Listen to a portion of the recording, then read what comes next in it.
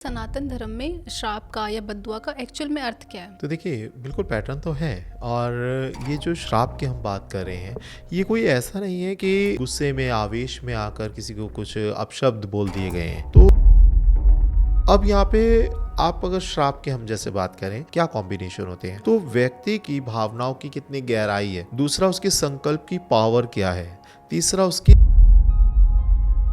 किसी के पूर्वजों ने किसी को श्राप दिया हो या बद्दुआ दी हो, तो ऐसे कहते हैं ना कि उनका जो भी कर्म उन्होंने किए हैं, उनके कर्मों की सजा उनके आने वाली पीढ़ी को मिलती है। तो इस बात में कितनी सच्चाई है? देखिए ये बिल्कुल 100% है। ये जो कार्मिक बॉन्ड है या कार्मिक पैटर्न है, ये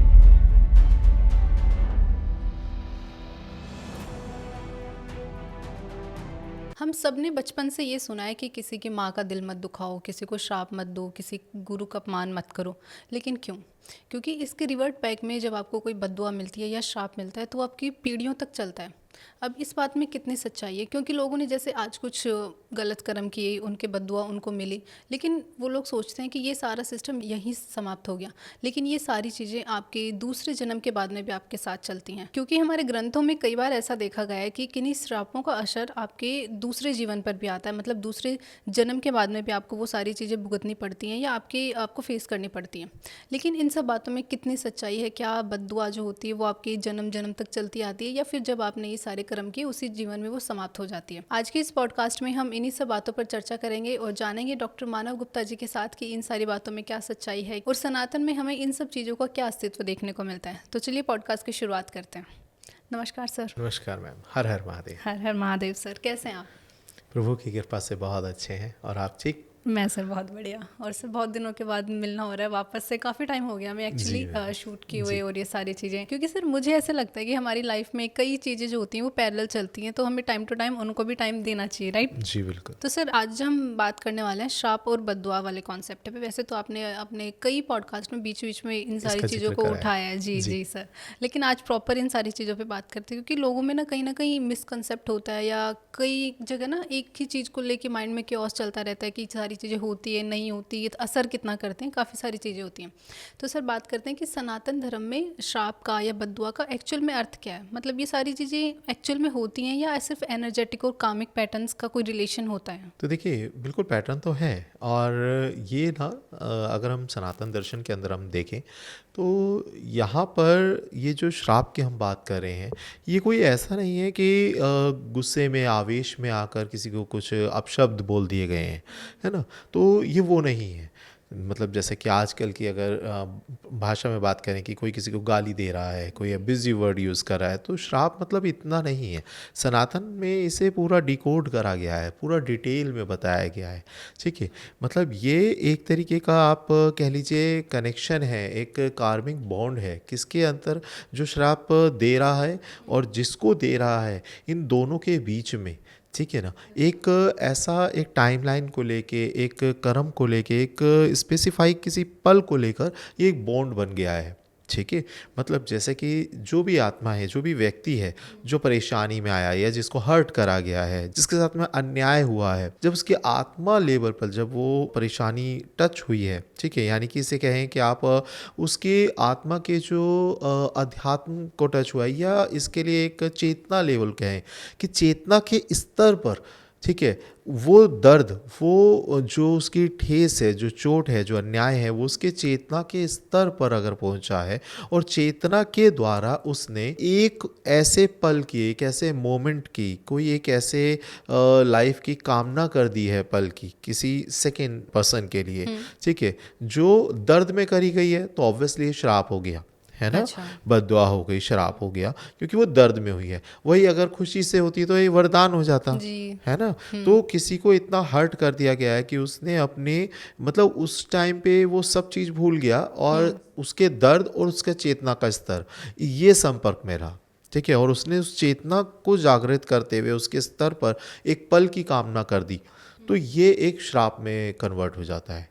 ठीक है, जो कि फिर अटल हो जाता है, जो कि फिर आप ये कहें कि हमारे जो वक्त के अंदर ना छप जाता है, जिसका ब्लूप्रिंट बन जाता है। ठीक है, वो फिर टाला नहीं जाता है। ठीक है, अब यहाँ पे आप अगर श्राप की हम जैसे बात करें तो यहाँ पे अगर हम इसको और डिकोड करें, इसके क्या पैटर्न क्या या कॉम्बिनेशन कहें तो क्या कॉम्बिनेशन होते हैं, तो व्यक्ति की एक तो इसमें ज़रूरत होती है कि वो कितना स्तर, उसकी भावनाओं की कितनी गहराई है, अच्छा। ठीक है। दूसरा उसके संकल्प की पावर क्या है, तीसरा उसकी निमित्तता क्या है, ठीक है, व्यक्ति की। अब ये इन तीनों का अर्थ क्या है, ठीक है। संकल्प की गहराई मतलब जो भी उसने कहा, अच्छा। जो भी जिस लेवल पे उसने कहा वो उस पर अटल है, ठीक है। ये नहीं है कि आज मैंने ये चीज़ बोल दी है और फिर 4 दिन बाद में मैं इसे अरे नहीं खुद नहीं ही ऐसा मुकर नहीं, रहा हूँ। हाँ, तो वो चीज़ नहीं होती है श्राप के अच्छा। अंदर, ठीक है। और मैनिपुलेशंस बहुत रेयरली होता है, और अगर उसका आपको खुद को भी साइड इफ़ेक्ट बहुत ज़्यादा भुगतना होता है। वैसे तो इसके भी नियमों पे हम बात करेंगे, ठीक है, कि क्या साइड इफ़ेक्ट होते हैं और क्यों होते हैं, ठीक है। लेकिन सबसे पहले हम 3 जो चीज़ें हैं उन पे चर्चा हमारी जैसे चल रही है। तो अब यहाँ पे दूसरा आया कि आपकी फीलिंग्स की कितनी गहराई है, मतलब आपको वो जो चोट लगी है, जो आपके साथ अन्याय हुआ है, वो किस इस तरह का हुआ है, ठीक है। अच्छा। देखिए, सबसे ज़्यादा एक ज़रूरी बात इसी जगह पे समझने की ये है, हम सब के अंदर एक परमात्मा का एक अंश बैठा है तराजू लेकर, अच्छा। ठीक है। आप जब भी किसी को श्राप देते हैं, जब भी किसी को बददुआ देते हैं, तो कहीं ना कहीं पहले आपके अंदर भी वो पिरोई जाती है, वो घटित होती है, वो समझती है बात को, मतलब आपके अंदर जो बैठा है वो उसे तोड़ने के लिए बैठा है एक व्यक्ति। मतलब आपने किसी के साथ गलत करा, ठीक है, और गलत करने के आपने पहल करी, उसके साथ गलत करा, अब उसने कुछ उसका रिविट करा, उसने मतलब ये कह लीजिए उसका कुछ आंसर दिया, फिर आप उसको अगर श्राप दे रहे हैं तो वो श्राप फलित नहीं है, क्योंकि आपके जो अंदर बैठा हुआ व्यक्ति है ना, जो अंदर बैठा हुआ ईश्वर है, वो खुद ही अच्छा। उसे तोड़ रहा है कि पहले आपने करा था उसके साथ, बिल्कुल सर। अब ये उसने जो द्वारा करा है, ये मतलब कह लीजिए उसका फीडबैक है, उस ठीक है। चीज़ का आंसर था हाँ, जो भी उसका आपने उसने किया। आंसर दिया है, और अब आप अगर उसके साथ में कुछ आप कह रहे हो कि नहीं नहीं ऐसा बुरा हो, तो फिर ये उतना घटित नहीं होगा, अच्छा। ठीक है, क्योंकि आपने वो चीज़ करा है। आपके अंदर बैठा तराजू लेके जो पर्सन है या जो परमात्मा का अंश है, ये पहले ही वो जानता है कि आप सही हैं या गलत है। वो बात अलग है, आप नहीं समझ रहे उसे, बिल्कुल सर। ठीक है। तो ये चीज़ यहाँ पर अंदर बैठा हुआ है जो परमात्मा का अंश है, वो चीज़ समझ रहा है सब चीज़ें, ठीक है। तीसरी जो चीज़ है निमित्ता, निमित्ता मतलब कि आप कितना आध्यात्मिक तौर पे मजबूत है, अच्छा। ठीक है। श्राप का मतलब ये है कि आपकी अपनी कितनी साधना, अपनी कितनी आध्यात्मिकता पे आप मजबूत हैं, ठीक है। जैसे ऋषि मुनि देते थे ना, बहुत ज़्यादा वो तपस्याएं करते थे, कितना तपस्वी हैं, कितना सात्विक है, कितना तरीके पे आप अपने अक्स पर कितने पावरफुल है, ठीक है। और फिर उसी एंगल से वो श्राप जब देते थे तो वो घटित होता था। इस जगह पे कई लोग कहते हैं कि कई लोग इस चीज़ से रिलेट करेंगे कि हम पहले कुछ भी बोलते थे वो हो जाता था, जी। आजकल नहीं हो रहा है। तो पहले और अंतर आप आज में देखेंगे तो आपको समझ में आएगा क्या अंतर होगा। पहले आपने कई बार दिल से एक चीज़ निकल गई, हो गई, आज भी कई लोगों की जब दिल से निकलती है तो वो बात हो जाती है, जी लेकिन सर। नॉर्मली आप किसी को ना मैनिपुलेट करके सोचो ना, नहीं नहीं मैं इससे कलफ रहा हूँ, इसका बहुत कुछ अच्छा हो रहा है, इसको मैं बद्दुआ दे देता हूँ ताकि इसका डाउन हो जाए, जी। ऐसा नहीं होता। वो बद्दुआ का पैटर्न नहीं है, वो पैटर्न श्राप का भी नहीं है, ठीक है। वो पैटर्न नज़र का पैटर्न है, हम नज़र नहीं लगाते। इस तरीके से खुद को बचाने के लिए आप भी बोलोगे श्राप का पैटर्न यूज़ करें या बद्दुआ का करें कि इसने हमारे साथ में गलत करा था, हम इसको बोल देते हैं। नहीं, इस जगह आप उसे चिढ़ कर, आप उसे इस जगह से मतलब कुछ चीज़ है जो जिससे जेलस फील कर रहे हो, तब आप ये सोच रहे हो श्राप का पैटर्न ये वर्क नहीं ऐसे करता है, अच्छा। ठीक है।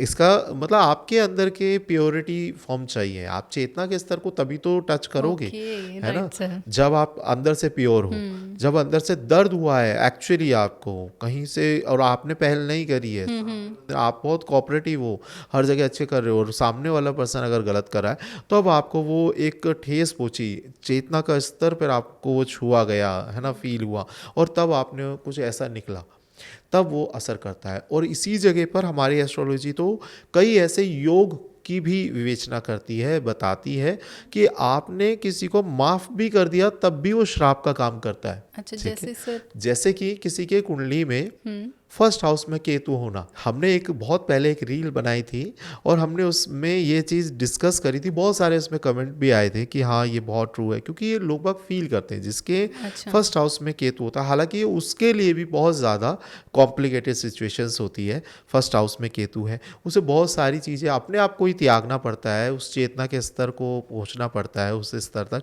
बट ये एक अगर हम योग की बात करें और श्राप के साथ में जुड़े हुए योग की बात करें तो ये एक ऐसा योग होता है कि आप जिसको माफ़ कर देंगे ना कि जाओ कोई बात नहीं, परमात्मा के ऊपर मैं आपको छोड़ता हूँ, ठीक अच्छा। है, वो केतु देव उसे नहीं माफ़ करेंगे। और अच्छा। वो इतना ज़्यादा इफेक्ट देते हैं कि मतलब इसमें आप देखें कि उसकी लाइफ, उसके जो भी आपके अगेंस्ट था, वो सब कुछ हिलती हुई नजर आएगी, सब कुछ डिस्ट्रॉय हो जाएगा उस एक टाइम पर उसका, ठीक है। ये केतु देव का प्रभाव है। तो कुछ ऐसे योग भी हैं जिसके अंदर माफ़ी भी सजा से ज़्यादा असर अच्छा, करती है। मतलब चाह के भी माफ नहीं कर सकते किसी को। हाँ, और ये कई जगह देखो ग्रह है ना, ये हमारे कर्मों के द्वारा ही नियुक्त करे गए हैं हमारी कुंडली के अंदर जहाँ पर है, ठीक है। तो ये अब बहुत थोड़े कॉम्प्लिकेटेड भी हो जाते हैं, कुछ अच्छाई है तो कुछ बुराई भी है। अब इस जगह वही आपके घर के खुद के फैमिली मेंबर, उनका क्या, जिन्हें आप जो बच्चे परेशान कर रहे हैं या जो और चीज़ें कर रहे हैं, जिन्हें आप माफ़ कर रहे हो, उनके ऊपर भी सेम असर, क्योंकि ग्रह हाँ, है ना, बिल्कुल। वो ये नहीं ये नहीं देखते कि समझते। आपका अपना कौन हाँ, है, अपना पराया कौन है कौन है। पराया कौन है, वो राइट। पैटर्न है, पैटर्न सबके लिए वही होता है। तो कई बार कोई ऐसे व्यक्ति को हम ये सलाह देते हैं कि घर में अगर कोई ऐसी चीज हो जहाँ पे आपको ठेस लग रही हो किसी से, चाहे वो बच्चा हो, तो थोड़ा डांट दो, थोड़ा बोल दो। अच्छा। इस जगह वो काम करता है उनके लिए रेमेडी की तरीके से, क्योंकि आप नहीं चाहते हमारे बच्चे का कुछ बुरा होना। और इस जगह आपको उसने कहीं दिल से परेशान करा भी, तो आपने उसे माफ़ अगर कर दिया, तो उस जगह फिर वो, या आपके दिल दुखा और फिर आपने कहा चल कोई बात नहीं छोड़ देते, तो वो ग्रह आगे आएंगे, अच्छा। वो बदला लेंगे। तो इस जगह कुछ ऐसी जगह पर हमें थोड़ा सा किसी को दो बातें सुनाना भी ठीक रहता है, ठीक है। तो ये बहुत अलग, मतलब सनातन के हम एस्ट्रोलॉजी भी इसमें शामिल कर रहे हैं तो बता रहे हैं, लेकिन निमित्ता का मतलब ये है कि आप कितने पावरफुल हैं। अब उस टाइम पे आप ये देखेंगे ना कि श्राप ऋषि मुनि ने, किसी ने एक ने दिया, जैसे कि आप अगर बात करें गंधारी हैं, है ना, गंधारी जी ने श्राप दिया किशन जी को, जी। ठीक है, उनका पूरा वंश खत्म हो गया, जबकि वो तो खुद भगवान थे ना, ठीक है, पूरा वंश खत्म हो गया। तो श्राप से कोई बच भी नहीं सकता है अगर वो उस चेतना के स्तर को छूकर, और आपके अध्यात्म का स्तर उसमें अगर अच्छे से शामिल है, अगर आपकी तपस्या उसमें शामिल है, तो ये बहुत पावरफुल होता है, इतना कि कई पीढ़ियां हिला देता है। अच्छा, तो सर ये श्राप और बद्दुआ में भी कोई डिफरेंस है क्या? क्योंकि दोनों चीज़ें ना, जब इंसान हर्ट होती हैं उसको तभी उसके दिल से या मुंह से निकलती है ये सारी चीज़ें। लेकिन जैसे इंसानों में ना ऐसा लगता है कि दोनों चीज़ें सेम ही है, बट आपको क्या लगता है कि इनमें कोई डिफरेंस है, या मतलब जो सोच रहे हैं लोग सही सोच रहे हैं कि नहीं चलो अलग अलग है? लोगों को सिमिलर लगते हैं ये सोचने में, वही ना। बद्दुआ और श्राप, है ना। या कई लोग मैंने ऐसा सुना है, वो बोलते हैं कि देखो बद्दुआ वर्ड जो है वो अरेबिक वर्ड है या उर्दू का वर्ड है ना, और श्राप हिंदी का वर्ड है, तो है दोनों सेम नहीं, इसमें थोड़ा सा अंतर है, ठीक है। बद्दुआ मतलब आपकी खुद की कोई ताकत नहीं है, ठीक है, एक नॉर्मल व्यक्ति भी बद्दुआ दे सकता है, लेकिन श्राप की अंदर निमित्ता की, जैसे हमने बात करी, वो बहुत जरूरियत है, ठीक है। ओके। ये दोनों में फर्क है। अब बद्दुआ मतलब जैसे कि आप बहुत पावरफुल हो, आपके पास में पावर है, और आप किसी कमजोर पे अत्याचार कर रहे हो, ठीक है, आप बहुत पैसे वाले हो और आप जो निर्धन है उसका दिल दुखा रहे हो, ठीक है, आपकी बहुत अच्छा काम, फैक्ट्री है और सब चीज़ें, और आप अपने वर्कर्स का दिल दुखा रहे हो, कि जो कमाई है, ठीक है, जो मेहनत की कमाई है, आप वो भी नहीं दे रहे हो, ठीक है। तो यहाँ पर क्या है, वो कुछ कर नहीं सकते हैं आपके अगेंस्ट, ठीक है, वो बात अलग है, वो कानूनी तरीके और वो बहुत अलग है, बट वैसा कुछ आज के टाइम में फलित होता नहीं है, वो कर नहीं पाते हैं। लेकिन फलित होती है क्या, बद्दुआ, क्योंकि वो अपने हालात, देखिए प्रकृति जो है ना, वो कभी भी किसी के साथ में दुहातापन नहीं करती है, वो कहीं ना कहीं उसको पावर अगर कम दी, आपको ताकतवर ज़्यादा बनाया, तो वहाँ पर उसकी बद्दुआ में उतना वेट डाल दिया उसने, वो तराजू लेके हमेशा बैठी है प्रकृति, ठीक है। वो आपको लग रहा है कि यहाँ पर मैं पावरफुल हूँ, मेरे पास कुछ ज्यादा है, उसके पास कुछ कम है, ये आपका वहम है, क्योंकि जो प्रत्यक्ष रूप से दिखाई दे रहा है सिर्फ आप उतना ही देख पा रहे हो कि मैं पावरफुल हूँ। और ऐसा मैंने बहुत लोगों को देखा है जो आपसे कम पावरफुल है, आप उन्हें पकड़ते हैं, मारते हैं, सब कुछ आप उन पे हावी होना चाह रहे हैं, ठीक है। लेकिन आप समझिए, इसी वजह से कहा गया ना कि जो परमात्मा की लाठी है ना, जो वक्त की लाठी है, उसमें आवाज नहीं होती, लेकिन वो बहुत ताकतवर होती है, ठीक है। वो कहावत इसी टाइम के लिए कही गई है, क्यों, क्योंकि आप जिसके अगेंस्ट कर रहे हो, जो निर्बल आप जिसे समझ रहे हो, उसके पीछे पूरी कायनात खड़ी हो जाती है। आपने उसे मारा और उसके दिल से क्या आया कि हाँ यार, ये कहीं ना कहीं प्रकृति की गलती करी है, जो मुझे निर्बल बनाया है, उसे ताकत दी है, ठीक है। उसके दिल से निकल गई कि हाँ जी कोई बात नहीं, आज मैं कुछ नहीं कर सकता, क्यों, क्योंकि मैं बाउंड हूँ उस चीजों से, कहीं ना कहीं मेरे कर्म होंगे, या कहीं ना कहीं प्रकृति ने मेरे साथ में अगर कमजोरी रखी है, तो आप मेरे पे आज चढ़ पा रहे हो, तो इस जगह पे। लेकिन आप समझिए, उसने जब ये वर्ड उसके दिल से, उसकी चेतना से डायरेक्ट इफेक्ट हुए और उसके अंदर से ये निकला वर्ड, तो ये बद्दुआ की तरीके से काम करता है। पावर दोनों में वही है, इनफैक्ट ये श्राप का एक अंत हो सकता है, ठीक है। अच्छा। लेकिन बद्दुआ में कुछ और ज्यादा एडवांटेज भी ये होती है कि वो उसका अंत हो सकता है हो ही ना, इतनी ठीक है। वो हाँ, इतनी इंटेंसिटी से ज़्यादा लगती है। इंटेंस होती है कि उसका हो सकता है अंत ही ना हो। और ऐसी कई जगह पे श्राप है, श्राप मतलब बहुत ज़्यादा तुरंत असर करता है। बद्दुआ कई बार को थोड़ा टाइम लेती है असर करने में, अच्छा। ठीक है, क्योंकि श्राप में निमित्ता जुड़ गई, उसकी खुद की तपस्या जुड़ गई, उसकी खुद की पर्सन की पावर जुड़ गई, अच्छा। तो वो टाइम नहीं लेता ज़्यादा फलित होने में, ठीक है। और वो निर्धारित भी वही करेगा जिसने श्राप दिया। जैसे कृष्ण जी को श्राप दिया कि भाई आपका वंश जो है वो खत्म हो जाएगा, राइट। ठीक है। अब वंश तो तब खत्म होगा ना जब पहले वंश होगा, तो यानी कि इनडायरेक्ट में गांधारी जी ने वो टाइमलाइन भी तैयार कर दी पहले से ही। अच्छा। उन्होंने ये नहीं कहा कि आप खत्म हो जाओगे, हम्म। है ना, उन्होंने कहा आपका वंश जैसे मेरा वंश खत्म हुआ ऐसे ही आपका भी खत्म होगा, ठीक है। तो उन्होंने टाइमलाइन पहले तैयार कर दी है। तो पहले जैसे उसका फला फूला वंश था, मतलब इतने 100 बच्चे थे, है ना, 100 बच्चों के आगे एक एक करके ख़त्म हुए, है ना। तो ऐसे ही मतलब इसी पैटर्न में जैसे पहले 100 बच्चे हुए, सब चीज़ें टाइम लाइन का हिसाब किताब आ गया ना, ऐसे ही इनका भी हुआ कृष्ण जी का। इनका भी वो वंश पहले इतना बड़ा होगा, फलेगा फूलेगा, है ना, उसके बाद ख़त्म होगा। तो इनडायरेक्ट में ये पूरा सारी चीज़ें पैटर्न जुड़ जाते हैं। और यहाँ पे बद्दुआ क्या होती है, बद्दुआ डायरेक्ट पर्सन को दी गई है ना, कि आपके साथ ऐसा हो, तो वो चीज़ें फलित होती हैं और वो भी लेकिन अपने टाइमलाइन को लेके कैरी करती हैं। मतलब इसमें बहुत सारे एग्जाम्पल है। अब इसमें अभी हम आगे और डिस्कस करते हैं, ठीक है। एग्जाम्पल बहुत सारे, मैं आपको लाइव एग्जाम्पल भी इसमें शेयर करूँगा, ठीक है। अच्छा सर, लेट्स सपोज कि जैसे किसी के पूर्वजों ने किसी को जैसे श्राप दिया हो या बद्दुआ दी हो किसी को, तो ऐसे कहते हैं ना कि उनका जो भी कर्म उन्होंने किए हैं उनके कर्मों की सजा उनके आने वाली पीढ़ी को मिलती है। तो इस बात में कितनी सच्चाई है? देखिए ये बिल्कुल 100% है। एक्चुअली इसका हम समझें अगर कि ये जो कार्मिक बॉन्ड है या कार्मिक पैटर्न है, ये इसी तरीके से वर्क करता है। जैसे कि हम एग्जांपल एक ले लें कि आज के मतलब हम मेडिकल तौर पे भी ले लें या आजकल के साइंस के हिसाब से भी ले लें कि जो जैसे जीन्स काम करते हैं ना, ऐसे ही आपके पूर्वजों से आपको एक जीन्स मिले, है ना, अब आगे भी वो जीन्स आगे जाएंगे, ट्रांसफर होंगे, पीढ़ी दर राइट। पीढ़ी ट्रांसफर होते हैं, ठीक है। लेकिन इसमें मैनिपुलेशन भी कर सकते हैं आप, ठीक है, जी। उसे अपग्रेड कर सकते हैं आजकल टेक्नोलॉजी में कुछ भी कर सकते हैं। आप। इंडिविजुअल भी अपने पैटर्न आप खुद भी उसमें शामिल करते हैं, राइट सर। ठीक है। आपके जो जीन्स पहले आए वो जीन्स आप उसे मैनिपुलेट कर रहे हैं, उसे एडवांस कर रहे हैं या उसे आप उसकी पावर को बढ़ा रहे घटा रहे हैं, या आपके हाथ में है। लेकिन आए जीन्स आगे से हैं और फिर आगे भी जाएंगे, ठीक है, जिसे हम डीएनए कहते हैं। अब लेकिन डीएनए को आप मैनिपुलेट करते हैं, जी सर। ठीक है, उसमें कुछ अपग्रेड करते हैं, कुछ डाउनग्रेड करते हैं, कुछ उसमें ऐड करते हैं, ये चीज़ें चलती हैं। ऐसे ही कर्मों के अंदर होता है।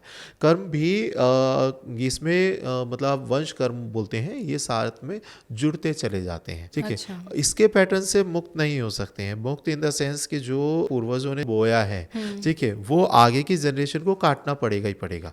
और या उन्होंने भी काटा अपने कर्मों का फल जो उन्होंने भुगता, लेकिन कुछ अंश उस जमीन में, उस वंश में, उस भूमि में रह ही जाता है, ठीक है, उसका अंश जो आगे की पीढ़ी को भुगतना पड़े। अब किसी को सपोज माना किसी ने पैसा इकट्ठा करा, ठीक है, पैसा कमाया, इकट्ठा करा, और उसने आगे के वंश को दे के चला गया वो प्रॉपर्टी, ठीक है। बट अगर वो किस तरीके से कमाया वो बहुत निर्भर करता है। उसने किसी निर्दोष का या किसी का खून पसीने की कमाई छीन के कमाई, तो वो आगे तक वो एक श्राप चलता ही चलता है, ठीक है। अच्छा। वो जो जो उसे यूज करेगा, जो जो आगे उसके द्वारा संचित होगा जिसका भी चीजें, वो कर्म वहां तक पहुंचेगा ही पहुंचेगा। तो ये चीजें इससे पेन नहीं छुड़ा सकते हैं, ठीक है। ये पैटर्न है जो आगे तक की जनरेशन के अंदर जाना ही जाना है, ठीक है। और इसमें जैसे अभी हम बात करें कि श्रवण कुमार थे, है ना, वो अपने मम्मी पापा को अपने कंधों पे बिठा के तीरथ करा रहे थे, जी ठीक सर। है। और जो हमारे दशरथ जी हैं, इनसे उन्हें हर्ट हो गया, मतलब उन्होंने सोचा बाण कि लग भाई, गया। है ना, बाण लग गया। जी उन्होंने सर। सोचा यहाँ पर कोई वो हिरन है,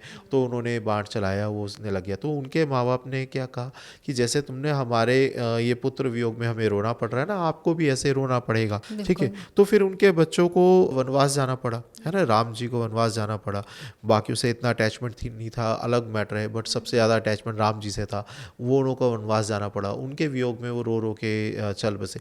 तो ये सब चीज़ें क्या है, श्राप है, बट सर ठीक ये है। सारी चीजें कितने टाइम के बाद हुई ना, मतलब वो हाँ। श्राप कितने टाइम बाद फलित हुआ? उन्होंने कहा था कि आपके साथ ऐसा होगा, उनके बेबीज नहीं होना, ठीक है। और पहले वो बेबी होने मिलने के लिए रोए, जी। ठीक है। फिर उन्होंने जब आप कह लीजिए यज्ञ करा, तो यज्ञ के जो फल से बच्चे हुए, फिर बच्चों के बाद में उन्हें रोना पड़ा, ठीक है।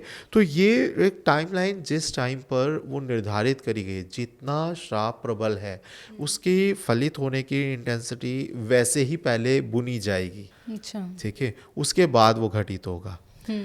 ठीक है ना। तो ये सब चीज़ें एक पैटर्न के साथ में ही चलती हैं और ये इसी पैटर्न में बुनी जाती हैं, ये चलती हैं। और ये सब चीज़ें मेरे एक इस जगह मैं एग्जांपल उठाता हूँ हुँ। कि कैसे वंश में आगे चलता है। अब वंश में सबसे पहले इसके तो मायने क्या होते हैं, ठीक है। आपने किसी को अगर किसी के साथ में मतलब ये सिद्धांत मैं बता रहा हूँ, साइन बता रहा हूँ कि किसी के साथ में कुछ लूट लिया किसी का, ठीक है, कुछ कमाई ले ली, या आपकी वजह से कुछ ऐसा हो गया, कुछ हर्ट हो गया, ठीक है, कोई मृत्यु तुल्य कष्ट में आया या मृत्यु को प्राप्त हुआ, ठीक है, तो या आपने कुछ ऐसा गलत किसी के साथ में करा है, ठीक है, अन्याय करा है, तो ये सारी चीज़ें इस पैटर्न में आपके वंशों तक परेशानी आएगी ही आएगी, ठीक है। अच्छा।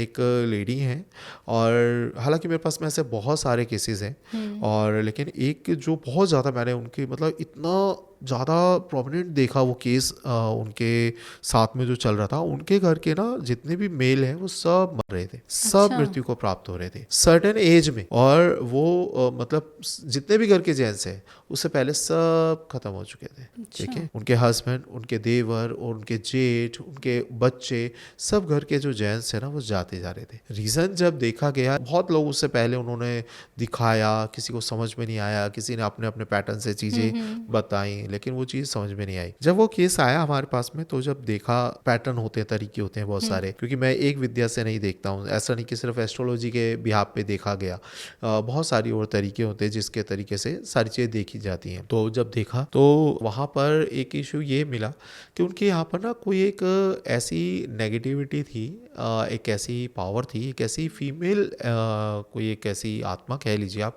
जो वहाँ पे डिस्टर्ब कर रही थी। अब इसे हम एनर्जी वर्ड ही बोलेंगे, क्योंकि आत्मा के वर्ड आते हैं ना, कई लोग नेगेटिव हो जाते हैं एकदम, ठीक है। जी। तो एक ऐसी एनर्जी थी जो कि उन्हें फील भी हो रही थी, और जब हमने उसका जिक्र करा तो उन्होंने कहा हाँ, एक पहले मैम एक कोई और उनकी उसमें लाइफ में आई थी जो ऐसा सब चीज़ें देखती थी, कि उन्होंने भी ये बताया था ऐसा, ठीक है, कि हमारे यहाँ पर ऐसा है, बट मेरे को पूरी बात बताई नहीं। और वो जब आने वाली थी मेरे घर में, तो उससे पहले ही वो पता नहीं कहाँ चले गए, उनसे आज तक संपर्क ही नहीं हो पाया दोबारा। अच्छा। तो ये सब चीज़ें जानती हैं, ये सब चीज़ें समझती हैं, घर में जब ऐसी चीज़ें होती हैं तो सब चीज़ें फील करती हैं, ठीक है। तो इनके यहाँ पर जब देखा गया, अब लेकिन कुछ हमारे सनातन में जैसे महादेव जी हैं हमारे, है ना, ये क्या है, अन्याय बर्दाश्त नहीं करते, किसी के साथ भी हुआ। ये यानी अगर आप पीड़ित हैं तो जो पीड़ित करने वाला है उसकी स्टोरी को साइड कर देंगे, ऐसा नहीं होता। वो उसको भी देखते हैं कि क्यों हो रहा है ना। कोई नेगेटिव, जैसे तांत्रिक होते हैं, तांत्रिक में यही एक नेगेटिव सबसे ज़्यादा मैंने देखी है चीज़ें, कि वो तुरंत आते हैं, अरे आपका उपाय हम कराते हैं। वो जो आत्मा है, अगर कोई पावरफुल तांत्रिक है, वो भी वो उस आत्मा को या जो कोई भी ऐसी चीज़ है उसको डायरेक्टली साइड हटाने की कोशिश करते हैं कि नहीं नहीं नहीं, मतलब ठीक है, बांधा बूंदा या उसका उतारा करा और कहीं किसी फेंक दिया या कहीं कुछ। बट यहाँ पर अगर आप सही सनातन के पैरामीटर्स को देखो, सही तरीके को देखो, तो महादेव जी और आप कहें तो सबके हैं ना प्रभु, बिल्कुल। है ना। ये तो उसके साथ भी अगर उसका कुछ गलत हुआ तो उस चीज़ को समझना चाहिए, फील करना चाहिए, उसकी डिटेल तक जाना चाहिए। तो जब उसकी डिटेल तक गए और देखा, तब ये समझ में आया कि वो जो लेडी थी, और वो लेडी के साथ में इनके यहाँ पर इनके फोर फादर, मतलब 5 जनरेशन पहले उसके साथ में बहुत गलत करा गया था। इवन उस लड़की को, वो कम उम्र की लड़की थी, और उसको घर में बांध कर, पलंग से बांध कर, ठीक है, रस्सियों के द्वारा उसके साथ में गलत होता था, ठीक है, बहुत ज़्यादा। और वो किसी एक मेंबर ने नहीं करा था, उनके जो चाचा ताऊ या भाई बंधु थे, उन्होंने भी वहाँ पर ऐसा उसके साथ अत्याचार करा था। अच्छा। कुछ और कुछ भी कारण हो, ठीक है, किसी का लेना देना था या कुछ भी था, वो भी चीज़ें सामने आई, बट कुछ भी कारण हो, आप किसी के साथ ऐसा करना कोई न्याय नहीं है, बिल्कुल है ना। सर। अगर आपका कुछ लेना देना है, वो अलग तरीके से पैटर्न से, किसी को मारना, किसी को प्रताड़ित करना, कुछ आपने कर्जा दिया, आपने फायदे के लिए दिया, ब्याज के लालच या जो भी कुछ लालच में, या उसकी हेल्प के तरीके से, आज वो नहीं दे पा रहा है, तो ये कोई अदर ऑप्शन नहीं है कि आप उसको मारें या हर्ट करें या कुछ ऐसा करें, है ना। तो उस टाइम पे ऐसा कुछ करा गया उसके साथ में, लड़की के साथ में, और इस हद तक करा गया कि वो वहीं पे ख़त्म हो गई, और वही उस श्राप एक बन गया ठीक है, जो उनको पीढ़ी दर पीढ़ी परेशान कर रहा है। उन्होंने मुझे हिस्ट्री अपने 3 पीढ़ियों की खोली कि हमारे यहाँ 3 पीढ़ियों से ये हो रहा है। अच्छा। ठीक है, सबके साथ में टेंशन हो रही है। और जब और डिटेल में हम गए तो उनके खुद के बेटे के साथ में ये चीज़ें मैंने जब हमने देखा कि आपका बेटा भी काफ़ी हद तक ऐसी कई बार हरकतें कर रहा है जो लड़कियों की तरीके से आ रही हैं अचानक से। तो फिर उन्होंने इस चीज़ को भी क्लियर करा कि हाँ, वो कई बार ऐसा देखा कि कई बार एक बार तो वो ड्रेस पहन के लड़कियों की तरह एक्ट करने लग गया था। ठीक है, उसके चलने में प्रॉब्लम आने लग गई थी। तो ये प्रभाव था उस एक एनर्जी का। मैं उसे उस नेगेटिव नहीं बोलूँगा, क्योंकि जो उस जगह उसने झेला वो बहुत ज़्यादा दर्द था बिल्कुल उसके सर। अंदर, है ना, दर्द। तो इस जगह जब उसे समझा तो हम फिर देखिए, मैं खुद को कहता हूँ कि मैं तो जीरो हूँ, क्योंकि मैंने यही फील करा। जो है वो महादेव जी हैं कि इसका उपाय भी आप बताओ कि क्या हो सकता है ना। अच्छा। अब ये जो फैमिली है इन्होंने भी कुछ नहीं करा, ये भी बच्चे हैं, उनके 2 लड़के थे, एक और बेटे का बेटा था। वो सबकी लाइफ बहुत डिस्ट्रॉय हो रही थी, मेंटली तौर पे टॉर्चर हो रहे थे, एक दूसरे से लड़ाई हो रहा था, सेटल नहीं हो पा रहे थे और कुछ नहीं समझ पा रहे थे वो। उनकी लाइफ में भी ये था कि बस आज गए कल गए, ऐसा चल रहा था कि कब खत्म हो जाएंगे कुछ नहीं पता था।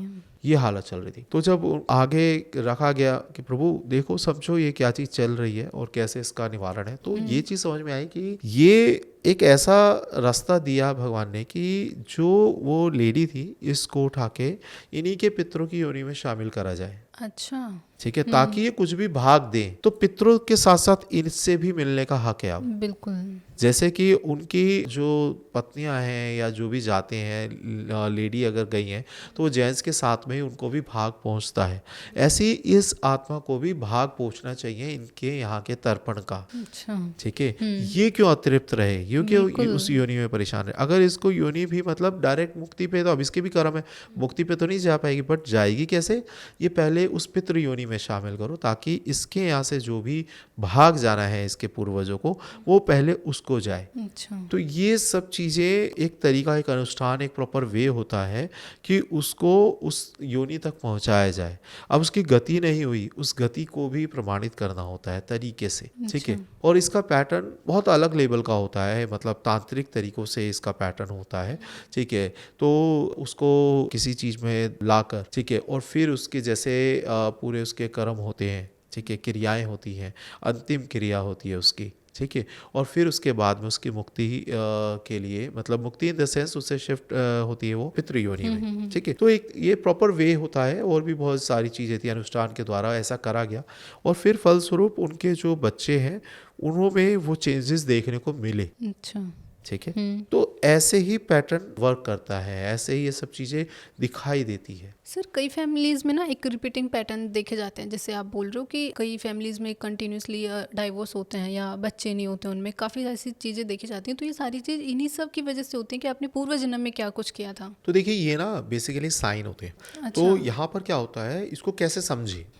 जब एक जन्म में या इसी जन्म में आप वो साइन अगर देख रहे हो, ठीक है, एक जनरेशन में कह लीजिए, जन्म की बात इस जगह हम चलिए अलग मैटर हो जाता है, हम जनरेशन की बात इससे कर रहे हैं क्योंकि साइंस समझ रहे हैं। एक जनरेशन में अगर कोई चीज़ घटित हो रही है तो ये स्वाभाविक है, नेचुरल है, नॉर्मल है। ठीक है, अंधविश्वास में नहीं जाएंगे, हम इसे समझेंगे प्रैक्टिकली। अगर एक जनरेशन में किसी का डिवोर्स हुआ है, बंदों की अंडरस्टैंडिंग है, चीज़ें हैं, एस्ट्रोलॉजी वो भी चीज़ बताएगी कि हुआ क्यों है। बट अगर हम इन कर्मों की बात अगर हम करें तो यहाँ पर हम, हालांकि उस इंडिविजुअल पर्सन के कर्म है तभी वो चीज़ें घटित हुई है, बट कहें कि हम वंशावली से वो चलते आ रहे हैं कर्म, तो ऐसा नहीं है।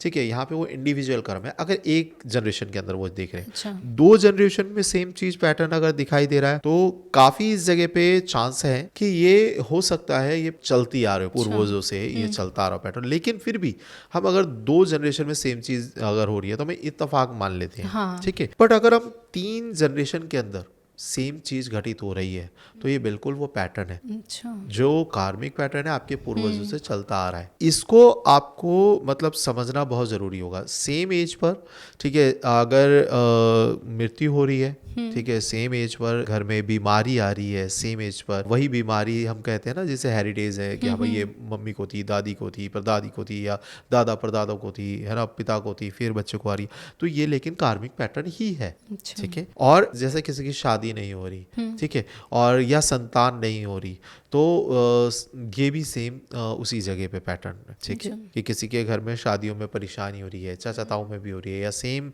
लीनियज में हो रही है परेशानी, तो ये कार्मिक पैटर्न है, ठीक है। सेम सारे कर्जे के अंदर फंसते चले जा रहे हैं, दादा पे कर्जा था, फिर पिता पे कर्जा था, फिर बच्चों पे कर्जा है, तो सेम जो चीज़ें होती जा रही हैं वो चीज़ें इन्हीं खाते में साइन है ये कि हाँ आपके जो कहीं ना कहीं वंशावली के जो कार्मिक पैटर्न है वो अभी फंसे हुए हैं, ठीक है। अच्छा। तो ये चीज़ें समझने वाली हैं, और मतलब इस तरीके से, लेकिन उसका हल भी इन्हीं तरीकों में छुपा हुआ है, ठीक है। ओके। आप उन्हें पहले समझेंगे, देखेंगे, फिर आप उस पैटर्न से मुक्ति पा सकते हैं। अच्छा सर, ऐसा भी होता है कि कोई इंसान को अगर दिल से वो दुखी हुआ है तो उसकी बद्दुआ है, उसका श्राप ज़्यादा इफेक्ट करता है एज़ कम्पेयर टू कि किसी कोई इंसान होता है ना कि किसी ने कुछ किया फिर वो बोलता है कि चल तेरे साथ भी ऐसा हो सेम, है ना, तो उसकी बद्दुआ ज़्यादा असर करती है जो दिल से ज़्यादा दुखी हुआ उसकी। देखिए, ये डिपेंड करता है उस घाव पर जो उसे प्राप्त हुआ है, अच्छा। ठीक है, जिसके हम अभी बात ही कर रहे थे, ठीक है। ये उस घाव पे डिपेंड कि करता आपको है, नुकसान कितना हुआ है दिल हाँ, से। कि कितना नुकसान हुआ है, कितना दिल पर हुआ है, और ये असर असल में आपको लगता है ये आपके हाथ में है, ये नहीं होता। ये आपके अंदर जो बैठे हैं ना, जो तराजू लेकर भगवान, ये उनके हाथ में है कि वो असर कितना करेगी, ओके। क्योंकि वो जानते हैं। भाई आपने किसी के 1 लाख रुपए मार लिए, ठीक है, और आपके अगर वही व्यक्ति या उसके बच्चे आगे 1,000 रुपये मार रहे हैं, ठीक है, तो आप कह रहे हो कि अरे इसने मेरे 1,000 रुपये मार लिए हैं, तेरे साथ भी ये होगा। दुनिया को नहीं पता है कि आपने पहले उसके 1 लाख रुपए मारे थे, ठीक है, राइट। लेकिन आपके अंदर बैठा हुए ईश्वर को पता है, ठीक है, कि अच्छा। आपने मारे थे। आपने सुबह छुपा छुपू के किसी को नुकसान कर दिया, ठीक है, तो या आपके अंदर भाव है नुकसान करने के उसको, और फिर अगर आपका नुकसान हो रहा है या आप नुकसान भी नहीं हो रहा है, जेलिसी के मारे भी अगर आप बदुआ दे रहे हो, ठीक है ना, कि तू बहुत फलित हो रहा है, अच्छा क्या नाम है, तूने हमारे साथ हम तो फलित नहीं हो रहे, तू बहुत फलित हो रहा है, तो तब भी आप समझेंगे आपके अंदर बैठा हुआ ईश्वर है, पहले उस चीज़ को घटित करेगा, ओके। ठीक है, उसको मतलब आपके अंदर वो चीज़ें घटित हो रही हैं। दूसरा, यहाँ पर मेरा एक सिद्धांत जो मैं बहुत अच्छे से सबको समझाता हूँ, बताता हूँ, कि आपके अच्छे कर्म बहुत अगर रहे पहले, आपको अच्छे कर्मों के द्वारा एक पावर दी गई है कि आप दूसरों को दुआ दे पाओगे, ठीक है, अच्छा। और आप ही के बुरे कर्म हैं तो आपको एक पावर मिली कि आप बद्दुआ दे पाओगे, ठीक है। इसको आजकल के समाज ने, आजकल के कलयुग के लोगों ने बिल्कुल अपोजिट लिया है कि यार मैं किसी को बद्दुआ दे रहा हूँ और फलित हो रही है, उसका बुरा हो रहा है, तो ये तो मेरी ताकत है कि मैं मेरे चिढ़ने वालों को, मैं मेरे जो दुश्मन हैं उनको बद्दुआ दे रहा हूँ और वो फलित हो रही है, ठीक है, तो ये तो मेरी पावर हो गई, है ना, ये तो मेरे को अच्छे कर्मों से मिली है। नहीं, ये आपको बहुत बुरे कर्मों से मिली गई पावर है, आपके अच्छा। बुरे कर्म थे। क्यों? क्योंकि जो आप दे रहे हो वो आपको हजारों, इसका रूल है, ये जो हमने बात करी थी पीछे कि हम आगे हम बताएंगे इसके बारे में, तो इसका रूल क्या है, उसका रूल है जो आप दे रहे हो वो कई हजारों गुना होकर आपको मिलेगा ही मिलेगा। आज आप किसी से चिढ़कर उसे बद्दुआ दे रहे हो या आप किसी के लिए बुरा भला बोल रहे हो, आपके आगे की जनरेशन को ये भुगतना पड़ेगा। तो ये चीज बहुत क्लियर है कि आपने जो दिया है वो कई हजारों गुना होकर आपको वापस मिलेगा। आपने किसी को अगर बद्दुआ दिया, बद्दुआ का नियम है कि आपने जिसको भी कहा जाओ तुम्हारा ये हो वो हो, आपको कई हजारों गुना होकर वो वापस रिटर्न आ रहा है। अच्छा, बद्दुआ का रूल ही ये है कि रूल आपको ही दोबारा है, मिलेगी मिलेगी। मिलेगी मिलेगी। जब आप यही श्राप के अंदर ये चीज कटती है, कैसे कटती है, जो आपकी तपस्या है वो क्षीण हो जाता है, उसका प्रभाव अच्छा। आपको वहां सेक्रीफाइस करना पड़ता है। बट बद्दुआ में है क्योंकि आपने कोई तपस्या नहीं करी है, ठीक है, तो आपके कर्म क्षीण होंगे उस जगह, ठीक है, आपको वो उल्टा लौट के हजारों गुना मिलेगा। इसलिए श्राप और बद्दुआ अलग है कि श्राप अगर कोई दे रहा है तो अपनी वो जो पावर जो उसने गेन करी तपस्या करके वो वहां पे खंडित हो गई, वो क्षीण हो गई, अच्छा। ठीक है, और बद्दुआ के अंदर वो आपके जो कर्म है हजारों गुना वो आपको मिल गए, ओके। ठीक है। उस जगह आप माफी भी दे सकते थे, पर आपने चुना कि बद्दुआ देना उचित है, आपके अंदर से निकली, तो वो बद्दुआ जब निकली तो आपको वो पैटर्न मिलेगा। इसीलिए हमने कहा कि जब ऐसे योग है जैसे केतु जी की बात हमने करी कि उस टाइम पे आप अगर किसी को माफ कर रहे हैं तब भी यहाँ पे परेशानी देखने को मिल रही है, तो हमने उपाय में ये नहीं कहा कि आप उसे माफ मत करो बद्दुआ दे दो, नहीं, हमने बद्दुआ का वर्ड नहीं बोला। हमने कहा आप उसे थोड़ा सा कह लो, सुना लो, है ना, चमका दो उसे, है ना, कुछ उसे मतलब आप बच्चा है थोड़ा डांट दो, ठीक है, हमने ये नहीं कहा बद्दुआ दे दो, जी। ठीक है, क्योंकि बद्दुआ दे दी तो पैटर्न तो फिर और स्टार्ट हो जाएगा, ठीक है। तो ये तरीका होता है, ये फ़र्क भी है श्राप और बद्दुआ के अंदर। और वैसे ही आपने किसी को दुआ दी तो वो भी 1000 गुना होकर आपको मिलेगी, अच्छा। ठीक है। आपके अच्छे कर्म तो आपको दुआ देने की पावर मिली है, बुरे कर्म तो आपको बद्दुआ देने की पावर मिली है। इसलिए बद्दुआ हो सके क्या किसी को नहीं देने चाहिए, चाहे कोई कितना भी बुरा हो, ठीक है, उससे बद्दुआ नहीं देना चाहिए। अगर सर श्राप पीढ़ियों तक चलते हैं, जैसे अभी हम बात कर रहे हैं, तो अगर कोई इंसान, जैसे कोई समझदार इंसान आपके वंश में पैदा हुआ, उसके कर्म अच्छे हैं, तो क्या फिर सारी पीढ़ी की डायरेक्शन चेंज हो सकती है? क्या उसके सारे कर्म कट सकते हैं ऐसा? बिल्कुल ऐसा होता भी है। देखिए कि जो वंश होता है ये कलेक्टिव आत्माओं का एक समूह है, परिवार, बिल्कुल। ठीक है। उसमें अलग अलग, जैसे आप 10 तक अगर काउंट करेंगे तो उसमें 1 का भी अस्तित्व है, 2 का भी अस्तित्व है ना, बट कलेक्टिव आप देख रहे हो तो 10 है। बट इसके अंदर ऐसा नहीं कि 1 खत्म हो गया, 2 खत्म हो गया, 3 खत्म हो गया, है ना। ये अपने अक्स पर भी है, लेकिन कलेक्टिवली आप पूरा 10 को मार्क दे रहे हो कि हाँ 10 हैं ये चीज़ें। ऐसे ही घर का एक परिवार होता है, परिवार के अंदर 10 आत्माएं, 4 आत्माएं, 5 आत्माएं, जितनी भी है, बट इनके इंडिविजुअल अपने भी कर्म होते हैं, लेकिन सबके मिला के भी कर्म होते हैं। ओके। इनमें क्या होता है कि कोई एक व्यक्ति ऐसा निकलता है जो अपने मतलब कह लीजिए अध्यात्म या अपने तपस्या के बल पर उस चेतना के स्तर को टच करता है, ठीक है। जब वो उस चेतना के स्तर को टच करता है तो वो जो श्राप है ना, वो उसे उस स्तर के द्वारा, जिस स्तर पे आज वो है चेतना के, वो उसे डिकोड करता है या देखता है। अच्छा। इस जगह पर वो गुस्से की जगह पर क्षमा को यूज करता है, ठीक है। वो इस जगह अपने पर्सनल लाभ की जगह पर या लोभ की जगह पर वो दया या दान को यूज करता है। अच्छा। तब जाके वो इस को डिकोड करके खत्म करता है। अब ये कैसे है, ये एग्जाम्पल इसके बाकी इस परिवार के सदस्य क्या मिलेंगे देखते हुए, पूर्वजों को गाली दे रहे हैं, ठीक है, कि इन्होंने पता नहीं क्या करा था जो हाँ, हमारे जो तक हमें चलता हुआ भुगतना आया, पड़ रहा हमें है। भुगतना पड़ रहा है।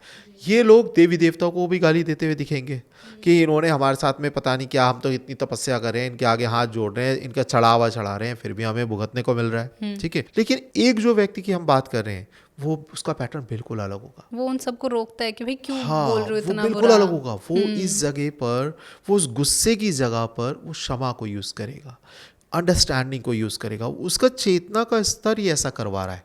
उसने किसी भी साधना, किसी भी तप के द्वारा या अंडरस्टैंडिंग के द्वारा प्रैक्टिकली होकर उसने अपने उस चेतना के स्तर को छू लिया, अनलॉक कर दिया, और अब वो ये कर पा रहा है। वो अपने पूर्वजों को गाली नहीं देगा, वो समझेगा कि हाँ इनकी भी ज़रूरत है। जब सही टाइम आता है तब एक व्यक्ति ऐसा निकलेगा घर का जो इस जगह पे अनलॉक करेगा, और बहुत खूबसूरती से करेगा। वो समझेगा, वो देवी देवताओं के बारे में समझेगा, वो पढ़ेगा, देखेगा, अपना स्तर को बढ़ाएगा, और वो फिर सबको समझाएगा कि आप इन्हें गाली क्यों दे रहे हो, बिल्कुल। ठीक है, ये तो हमारे ही सबके कर्मों का नतीजा है, ठीक है। वो उस जगह अपने पर्सनल लाभ के लिए नहीं सोचेगा कि नहीं नहीं मेरा पहले हो, मेरा हो, ये भगवान को जो भी कुछ चढ़ा रहे हैं तो पहले मेरा इससे लाभ हो, मैंने 100 रुपये का प्रसाद चढ़ाया ना, मुझे 1000 रुपये का लाभ होना चाहिए। वो ये नहीं कॉन्सेप्ट पे जाएगा। वो इस जगह रुकेगा, थमेगा, वो सोचेगा मैं अगर दान दे रहा हूँ तो इसमें मेरा ही धर्म बढ़ रहा है, ठीक है। तो वो ये सोचता हुआ नजर आएगा। वो पूर्वजों को कुछ करना अपनी ड्यूटी समझेगा, ठीक है। तो ये जब ऐसे गुण, एक लक्षण आपको दिखाई देंगे उस व्यक्ति में जो ये अनलॉक करता है, वो श्राप तोड़ने के लिए ही पैदा हुआ है अपने घर का। इसके ऐसा करने के बाद आप देखेंगे कि लोगों का ना मानसिक तौर पे, बाकी जो रह गए उनका भी मानसिक तौर पे, देखो उनका प्रवृत्ति नहीं बदलेगी, हाँ। ये फैक्ट है, बट हाँ कुछ ना कुछ चीज़ें उन्हें मौके ऐसे मिलेंगे जो कि उन्हें भी ऑप्शंस मिलेंगे कि अपने आप को सुधार पाएं, अपने आप को अपलिफ्ट कर पाएं, या और बाकी के और जो जनरेशन है उनको आप देख पाएंगे कि उनका मानसिक विकास होता हुआ नजर आ रहा है, चीज़ें अनलॉक होती हुई बाकी के परिवार की नजर आ रही है। किसी को दरिद्रता का श्राप है तो वो श्राप खत्म होता हुआ नजर आ रहा है। तो अब ऐसा व्यक्ति जब आता है उसके बाद में वो चीजें बनना स्टार्ट होने लग जाती हैं, ठीक है, क्योंकि उसने वो पैटर्न को वो ब्रेक करने वाला हो गया है, ठीक है। तो ऐसा व्यक्ति, और इसकी एक और बहुत ज्यादा एक साइन है इसका कि ऐसे व्यक्ति को ना असल में प्रताड़ना झेलने को मिलेगी। अच्छा। इससे सबसे ज्यादा सारे जलेंगे, सब सारे इसके ज्ञान से, इसके ऐसे पैटर्न से, इसके इस तरीकों से चिढ़ेंगे, ठीक है। मतलब ये अगर, क्योंकि देखिए इतना जो कार्मिक बॉन्ड है इसको अनलॉक करना इजी नहीं है। दूसरा, इस व्यक्ति की परीक्षा है ये, कि सारे इससे चिढ़ रहे हैं, सारे इसको बोल रहे हैं, और ये इसकी परीक्षा होगी कि वो सबको माफ़ कर देगा। अच्छा, मतलब टेस्ट हो रहा होगा ना उसका हाँ, भी। ये अपने आप में इसका एक संस्कार है, ये अपने आप में लिफ्ट अप कर रहा है, ये अपने आप में उन चीज़ों से अनलॉक कर रहा है। ये एक तरीके का आप ये कह लीजिए टेस्ट ही चल रहा है कि जो ये पास करता हुआ जितना आगे जा रहा है कि लोगों को ठीक है माफ़ करा, ठीक है हटाओ, ठीक है ये दूरी बनाएगा, ये अलग, इसको ऐसा करा जाएगा, ठीक है। लेकिन अगर ये अपने सही सिद्धांतों पे रहा तो आगे जाके ये पूरे परिवार का, पूरे कुल का, ठीक है, जो एक पतन के रास्ते पे चल रहा था उसका ये उद्धार करेगा, अच्छा ठीक है। तो ये एक तरीका होता है, लेकिन हाँ इसको झेलना बहुत पड़ेगा। सर, ये इन सारी चीज़ों को लेके जो भी लोगों के माइंड में ऐसे डिफरेंट डिफरेंट क्योस चलते रहते हैं, तो काफ़ी अच्छे से हमने इस चीज़ पे बात करी कि श्राप और बद्दुआ क्या होती है, और इनमें मतलब होता है कुछ हद तक चीज़ें काम करती हैं कि वो आपकी मतलब लीनिएज में चलती रहती हैं। तो मेरे ख्याल से ये पॉडकास्ट हमारी ऑडियंस को बहुत पसंद आने वाला है, क्योंकि एक मुद्दा था ये भी जिस पे बात करना ज़रूरी था। बहुत ज़रूरी मुद्दा। बिल्कुल सर। तो अगर आप लोगों को भी ये पॉडकास्ट पसंद आया हो तो do like, share and subscribe the channel, and comment करके भी आप हमें बता सकते हैं कि नेक्स्ट पॉडकास्ट हम किस टॉपिक पर लेके आएँ, और इस पॉडकास्ट को उन सभी लोगों तक शेयर करें जिसको इसकी ज़रूरत है। Thank you so much. Thank you so much sir. Her her Mahadev.